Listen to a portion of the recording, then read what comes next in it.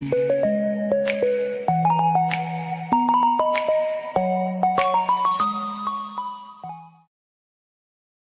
Video మనకు నెల్లూరు జిల్లా దగదర్తి మండలం ఉలోపాల గ్రామం నుంచి బ్రదర్ శ్రీనివాస్ గారు అయితే పంపించారండి. ఇందులో మనకు 5 కత్తికాళ్ళ పుంజులు అయితే అమ్మకానికి వచ్చి ఉన్నాయి ఫ్రెండ్స్. ముందుగా ఇక్కడ చూస్తున్నటువంటి పుంజు యొక్క రంగు చూసుకున్నట్లయితే గరుడ మైల. దీని ఎత్తి విషయం చూసుకున్నట్లయితే 23, బరువు చూసుకున్నట్లయితే 3.5 kg, దీని వయసు చూసుకున్నట్లయితే 14 నెలలు. ఇక దీని ధర విషయం చూసుకున్నట్లయితే బ్రదర్ మనకు 3,600 రూపాయలుగా చెప్పారండి. ఇదైతే ఫిక్స్డ్ ధరగా చెప్పడం జరిగింది ఫ్రెండ్స్. ఇక రెండో పుంజు యొక్క రంగు చూసుకున్నట్లయితే కోడి రసంగి. దీని ఎత్తి విషయం చూసుకున్నట్లయితే 24, బరువు చూసుకున్నట్లయితే 3.5 kg పైన ఉంటుంది. దీని వయసు చూసుకున్నట్లయితే 11 నెలల పట్టా పుంజు. ఇక ఈ పుంజు యొక్క ధర విషయం చూసుకున్నట్లయితే బ్రదర్ మనకు 3,500 రూపాయలుగా చెప్పారండి. ఇది కూడా ఫిక్స్డ్ ధరగా చెప్పడం జరిగింది ఫ్రెండ్. ఇక మూడో పుంజు యొక్క రంగు చూసుకున్నట్లయితే కోడి పూల. దీని ఎత్తి విషయం చూసుకున్నట్లయితే 23, బరువు చూసుకున్నట్లయితే 3 నుంచి 3.5 kg మధ్యలో ఉంటుంది. దీని వయసు చూసుకున్నట్లయితే 11 నెలలు. ఇక ఈ పుంజు యొక్క ధర విషయం చూసుకున్నా గానీ బ్రదర్ మనకు 3,500 రూపాయలుగా చెప్పారండి. ఇది కూడా ఫిక్స్డ్ ధరగా చెప్పడం జరిగింది ఫ్రెండ్స్. ఇక నాలుగో పుంజు యొక్క రంగు చూసుకున్నట్లయితే రసంగి మైల. దీని ఎత్తి విషయం చూసుకున్నట్లయితే 24,